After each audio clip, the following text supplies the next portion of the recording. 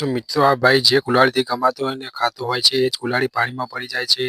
એટલે વિચારે છે કે હવે હું શું કરીશ એમ કહીને પછી ત્યાં ને ત્યાં બેઠો બેઠો એ રોવા લાગે છે અને પછી ત્યાં તો ભગવાનનો માણસ આવે છે અને એ માણસ કહે છે કે શું થયું? ત્યારે પેલો કહે છે કે મારે હું જે કુલાડીથી લાકડા કાપીને ખાતો પીતો અને મારું ઘર ચલાવતો હતો એ આ પાણીમાં પડી ગઈ છે. હવે હું શું કરીશ? ત્યારે પેલો ભાઈ કહે છે કે તું ભગવાનને યાદ કર. એટલામાં તો પેલો ભાઈ ગાયબ થઈને કુલાડી લેવા માટે જતો રહે છે અને પછી તરત જ સોનાની કુલાડી લઈને પાણીમાંથી બહાર આવે છે. ત્યારે પેલો કહે છે કે આ કુલાડી મારી નથી. પેલો કહે છે કે તારે તો કુલાડી જોઈએ છે ને?